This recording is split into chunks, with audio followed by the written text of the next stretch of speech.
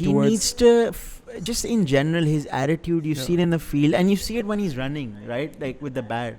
I think he needs to bring more intensity to his game. Like top players, even if they're not batting on strike, they have this intensity. You see them and you know that they're out there to win. Hello and assalamu alaikum everyone. Welcome to the Third Umpire podcast. I'm Ali and this is Ali, and we're going to be talking about Pakistan-England T20s that just happened. Ali, how are you? How are you doing? I'm good. How are you guys? So, yeah, the T20 series wasn't as disappointing as the ODI series, but still, I feel like we didn't put up a great show. The first T20, we had to score our highest ever score just to win a game.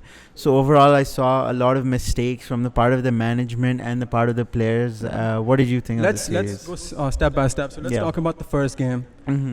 Just briefly, I don't want to delve too much into it. So we made 230 odd. Yeah. What did you think of the batting display? It was amazing. Babar led the charge, but everyone scored something, right? Fakhar hit a bunch of sixes, Hafeez, even Sohaib Maqsood scored, and Rizwan scored. So it was a complete batting effort, something that's rare. You don't see this from Pakistan that much, right? Where everyone just fires. And sorry for interrupting. Similarly, we saw, if you look at the ODI series, the pitches were, favored for bowlers, relatively. In the T20s, the first two games were batting pitches, Roads, right? Yeah. The third one, obviously Manchester, it's a different thing altogether, right? Yeah. So, yeah, it was really difficult for the bowlers. You look at Shaheen, we spoke about Harris. So, what do you think about maybe selecting Usman Qadir in the first two games? Like I sort of, and I was watching Wasim Akram's interview as well about how they're not playing him enough. We spoke about Shadab's recent form. Recently, he has been decent, but before that, prior to this series, he hasn't been, firing on all cylinders. So, just a word on Usman Qadir. Do you feel he has that? Because I certainly do. I feel he adds something really special to our team. Because Usman Qadir, for me, is the bowler that's willing to give flight.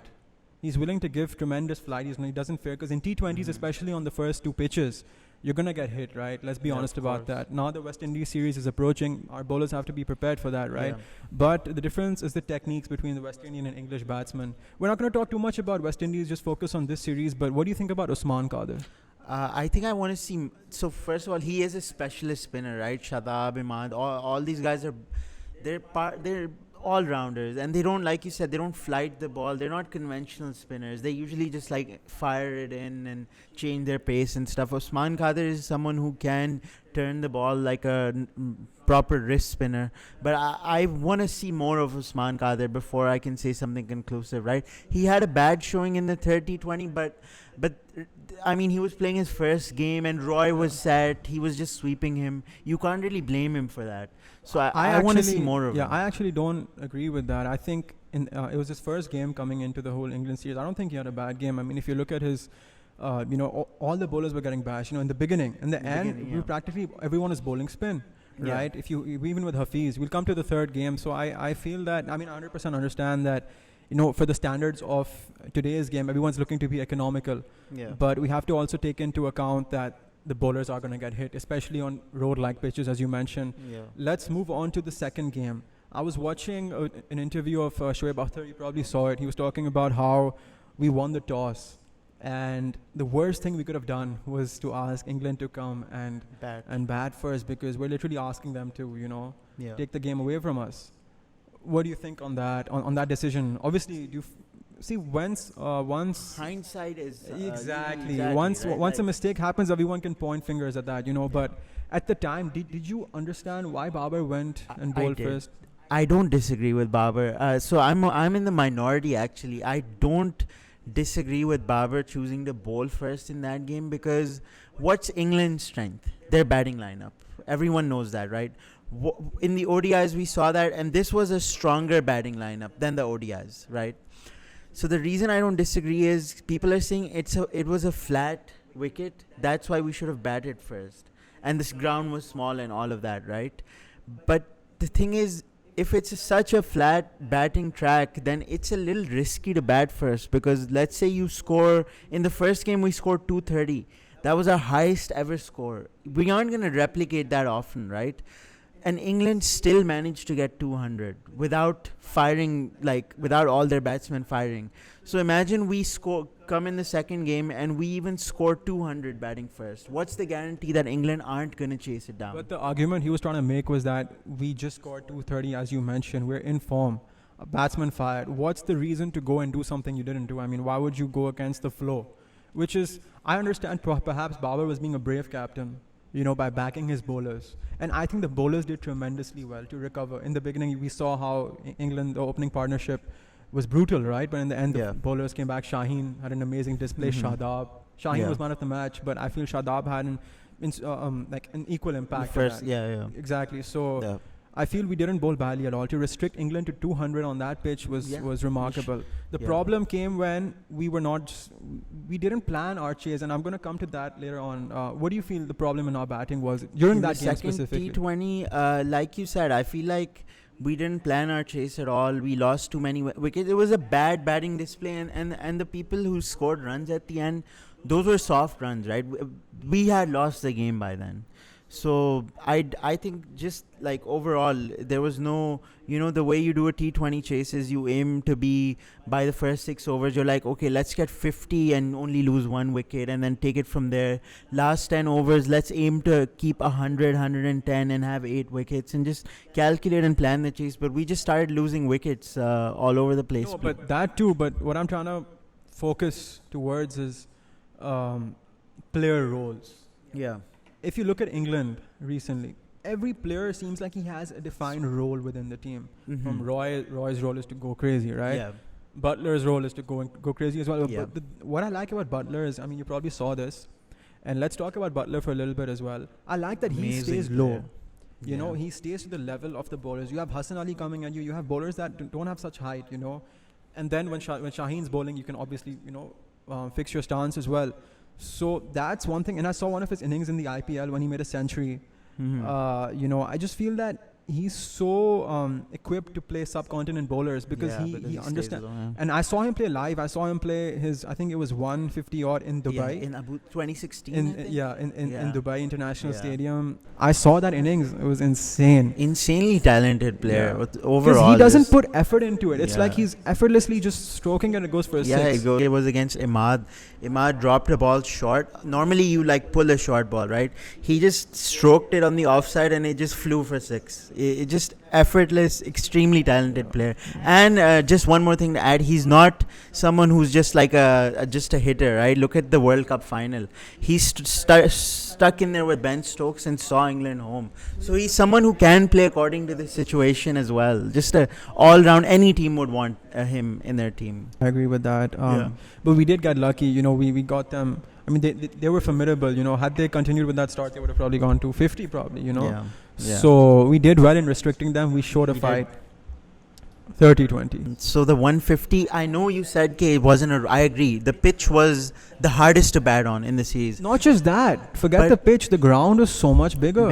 Yeah, for sure. Right. But 150 is not enough. 170 was a winning total. 170, 180, around that. Not 150. 150 is 20 below par at least. So to score 150 and still take it to the last over, I think it was a good effort. We needed to score 20 more. But despite that, I think we should have won the game in the bowling innings. I think there were some questionable decisions made. So I think that game defined Pakistan cricket. Why? Because one moment we're up and one moment we're down. We're so mercurial in that sense. We were literally throwing the game away. We threw it away. And my biggest issue was, as I spoke to you about player roles, Fakhar Zaman came midway. At 5. It's an issue because the problem with him is, if he doesn't come opening, I've seen this as well, he tends to consume a lot of dot balls. When a batsman does that, then he has no option but to hit outs. It was more like a hit out or get out. And the same thing with Babar Azam. I don't criticize him a lot, but I have something to say about Babar Azam because his game is natural. His game is all class. He oozes class, as they say, So there was no need for him to slog, right? To go out and slog. No need. Stay the whole innings as he normally did in the game before and as he's been doing throughout. And just a reference to that point, last year in the PSL final, Karachi Kings, the pitch was not so good either. Babar himself said the pitch is weird. But the way to go about it is to play your proper cricket shots. He did that. And 100%.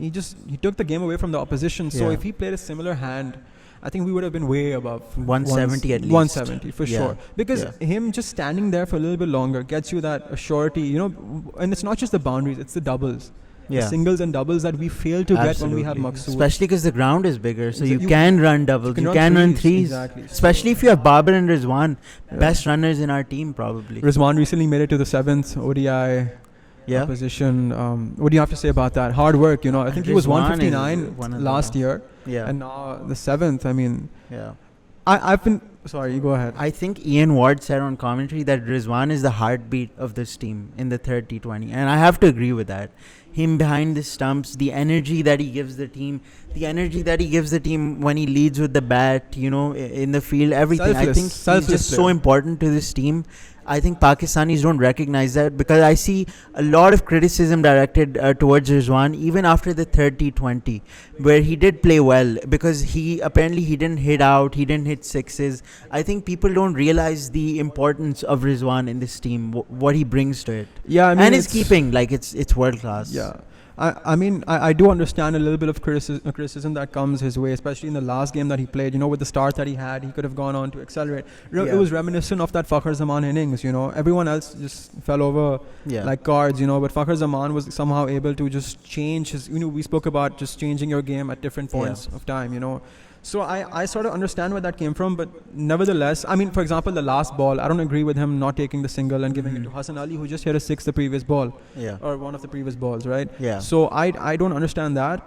It's just a split-second decision, heat of the moment, where no one to criticize that, right? But I completely agree with you in the fact that he is a very selfless player. And he is someone that's willing to give their all to the team, be it in fielding. Always improving too, always working 100%. On his game. Never satisfied with your performance, and that's a quality of a top player. However, really quickly, I spoke about this in the last podcast as well, about how you need to have openers of different dynamics, right? Different styles to complement each other as a sustainable approach, not as... an approach that's going to win you. Okay, fine. It does work. I mean, you know, we saw them post 100 odd in the first 10 overs, right? Or perhaps more than that. But if you look in the sustainable way, do you see Fakhar Zaman opening for Pakistan again? In T20s? Both our openers are in the top 10, top 8. Yeah. I think the openers that we have, I think, like you said, it's so much fun to watch them. Style. But that's okay for me, because they do well. At least one of them, Babar Rizwan, does play 12, 14 overs. The one thing we can say is, okay, they both need to not necessarily work on their game, but they both should be looking to be, maybe one of them should be a little more aggressive. You know, that should be their plan. One day Babar can be like, I'm going to see it through. You can be the one taking charge. One day maybe Rizwan is more in form. He can be like, okay, I'm going to see it through. Maybe you should take charge. So they should one of them should usually aim to be aggressive. But I think in T20s, my philosophy is that your best batsman should play the most deliveries. Who are the best batsmen in our team? Babar and Rizwan. So I'm okay with them opening, especially because Fakhar, he hasn't really been in T20 internationals. He hasn't shown the same skill, like the same ability to score runs that he has in ODIs. Yeah, of late. Okay, noted. I agree with you there. Let's quickly talk about Hafeez. Hafeez, I mentioned this before. I mentioned this to you privately as well. I sort of have this feeling that he's like our secret weapon, where he can just come on because the opposition isn't expecting you don't know if he's going to bowl or if he's not going to bowl. This was like a trump card that we had up our sleeves, right? I mean, if we didn't have Hafeez, they would have chased him much sooner, right?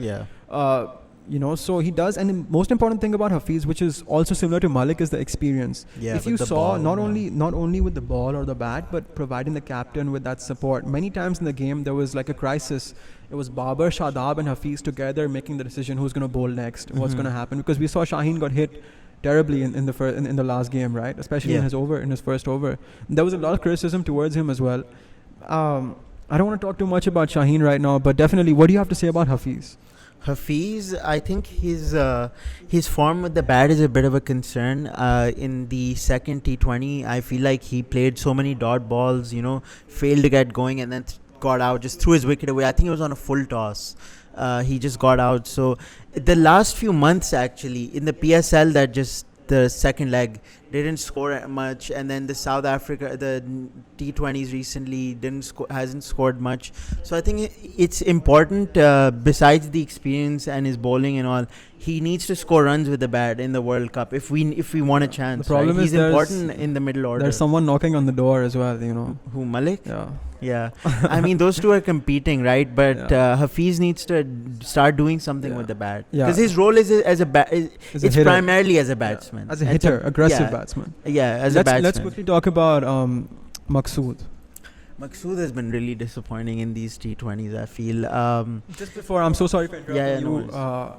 I saw in the beginning that we've constantly been talking about this. You're going to a place that's difficult, if you look at the pitches, if you look at especially South Africa in the past, and I keep talking about this.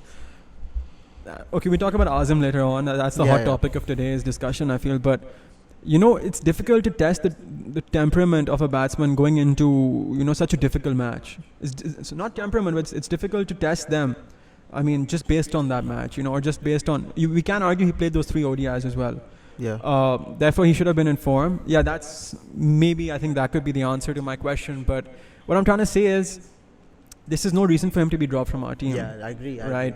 What do you think 100%. About that? I'm not saying he should be dropped, but I think it's like World Cup is soon and he's playing for Pakistan. It's time he takes some responsibility with the bat.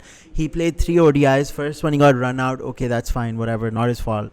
But first T20 he did well, got out, fine. Second T20 he failed, okay, it's whatever.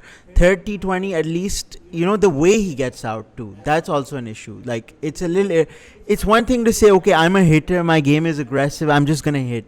But every good hitter knows their areas, their strengths, the field, everything. You don't just give a catch to third man or whatever, right? I think he needs to be a little more responsible with the bat, like he was in the PSL.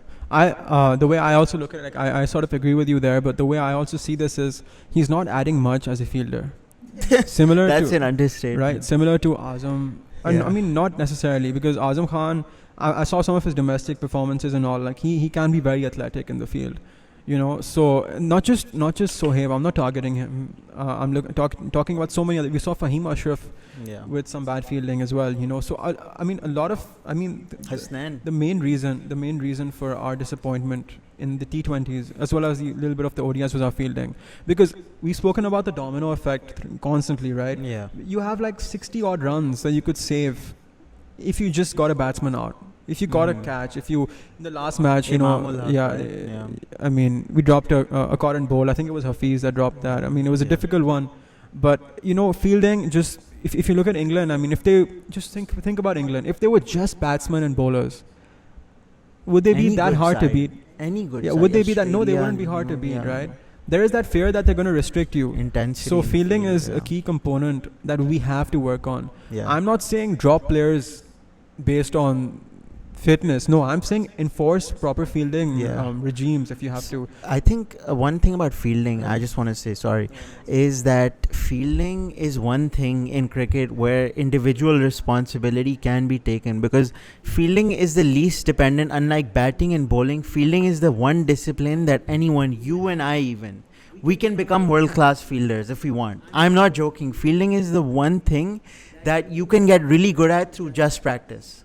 Just practice hours and hours, catching, diving, whatever. You can become anticipation, everything. Fielding is the one facet of the game that anyone can improve on through hard work. I saw that in an interview as well. It's one thing that's predictable. You can predict it before the game. It's not like the batting or bowling where you don't know.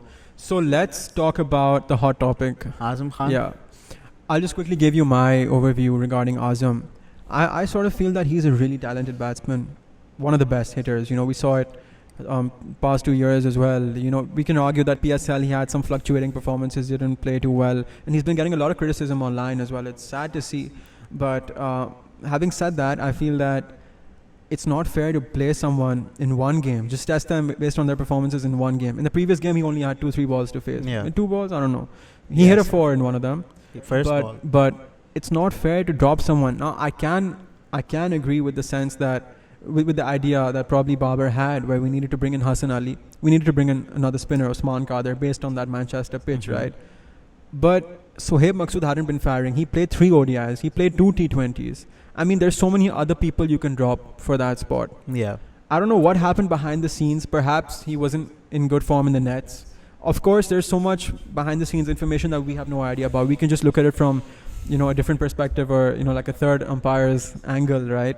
But I don't know. Would you drop him in the third T20? So my personal thing on Azam Khan is, it doesn't matter whether I think he should be in the team or not. On principle, he shouldn't have been dropped in the third T20. Not at all. Because first game, like you said, he got a few balls, hit a 4, whatever. That doesn't count. Second game, he failed. Everyone else failed. Third game, you give him the game. And the main reason is, okay, you want to strengthen your bowling in the third game. Fine. But in the third game, Hassan bowled no overs. And you literally had 7 bowlers in the third game. Let's count. Shaheen, Hassan, Hassan, Imad, Shadab, Hafeez, and there's one more that I'm forgetting, but there were like 7 bowlers or something. And Hassan bowled 0 overs, Shaheen bowled 1 over. And most bowlers didn't even complete their quota of overs. So I get strengthening Adil Rashid, wow. Yeah, brilliant. I think we saw him perform so well, and then we just said, oh my God, it's... Yeah. And then Shaheen obviously got hit on the first over. So, I mean, one thing I do admire is that the way Hassan Ali plays, because it's looking like it's going to be a pitch for spinners. Practically, we bowled spinners so much in the last game. We literally had 3 spinners bowling. Yeah. Which is what, 12 overs? Yeah. Right? So, 8 overs of the game are just, So, Hassan Ali came on. The way that he performs, he drifts the ball. He has a lot of... one of the main things about Hassan is that he bowls not from a height, but like he has like a skiddy. Yeah, it's skiddy, and he's not that tall, right? So it's kind of awkward for the batsman to play as well.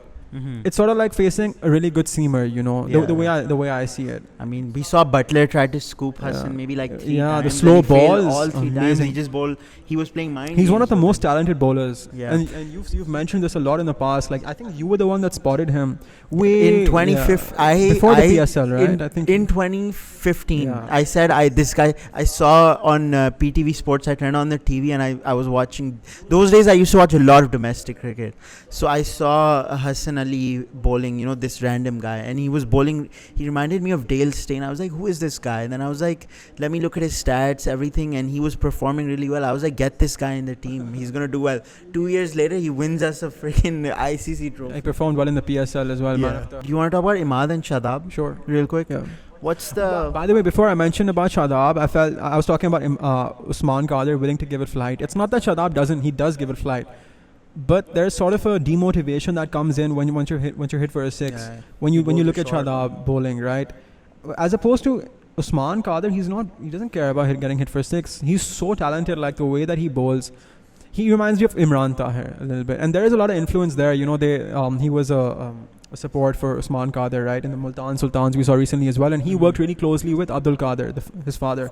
So that's why I feel there is like a little bit of resemblance. Yeah. Within the ability or the willingness to give flight to the ball as well. Yeah. So Imad was seen coming into opening the bowling. Mm-hmm. I think that's his best. I think he bowled well. I mean, I don't like him bowling in the middle. I like him bowling at the start with the new ball with the lacquer. And it's difficult to bowl to those batsmen in those conditions. Spin bowling. Jason Roy, not easy. Jason Roy, and he did got it him well. out. He got Jason Roy bowled out. well. A couple of slow balls. Do a little more with the bat. I feel I think you mentioned this off camera. Okay, since the Afghanistan ODI game, he hasn't been doing much with the bat, right? Even in the PSL, he comes really down the order. He doesn't promote himself. So his role isn't as a bowler; it's as an all-rounder, and he needs to step up with the bat as well. I feel he's in the team as a bowler. I don't really, because see, the thing is, the second we bank on someone, be it Shadab, Hassan, Imad, these are some batsmen that will give you 3-4 out of 10 performances, unlike any other tail-under we have. But we need those 3-4. That's what I'm trying to say. Yeah. If you look at them, you can't bank on them to give you. You can bank on Fahim. Why? Because he's a known all-rounder. You can bank on, so many other players, but you can't bank on like Shadab to give you that, because clearly he hasn't proven it. I mean, in the second game, I think he showed some amazing hitting brilliance. Mm-hmm. But these are like, for me, I feel that we need to be, as you mentioned, we need to have a stronger middle order. It was a right approach going with Maqsood and Azam. I sort of feel, had we had Azam Khan playing the third game, maybe the total could have been different. Because since we seriously needed that power hitter, we saw Fakhar wasn't willing to take any risks, you know, towards the middle part of the. Our middle order is still the issue for the World Cup in T20s. Our middle order has been the issue for a while, and it's still the issue. Like, we need to. I don't know what the options are now. It's not about dropping players, testing someone else. No, it's about sticking with someone. These are the best. There was a stat I sent to you. I think it was about Ben Stokes. In the time that he came, he had like a abysmal average, and he had like a really poor strike rate and a poor best, right? The best total, but they stuck with him. Why? Because they saw his potential. In the same way, if you support a player, you should back them. If you back them and they do well, you know, I mean, because what's going to happen after this? We're going to go back to Haider Ali. I mean, I don't know. Or Asif Ali or Fakhar, who have been performing, so you can't blame them because they are performing. But sticking with Maqsood, I think, is the way to go. It's the way to go. At least till the World Cup. Yeah, just support him. At least till the World Cup. We have to stick with Maqsood. Even if he doesn't perform, I feel he has to be, because he has the potential. He does. He's a talented batsman. I didn't like how he just hit the ball very loosely towards. He needs to just in general, his attitude, you see it in the field, and you see it when he's running, right? Like with the bat. I think he needs to bring more intensity to his game. Like top players, even if they're not batting on strike, they have this intensity. You see them and you know that they're out there to win. I mean, we can't argue he hasn't been in the national team for so long. You know, he's come primarily on the basis of his batting. So we can't argue that, okay, he has some leeway there, fine, give him that. But the other fielders, I was disappointed, you know. We should... the West Indies series is coming up soon. We're going to have a podcast about that soon. But I hope you guys enjoyed this video. And would you like to say anything? Yeah. Just like, subscribe, like us on Facebook and Instagram. It'll be right here. And thank you for watching. Wishing everyone a really happy Eid Mubarak. All the best, guys. Assalamu alaikum.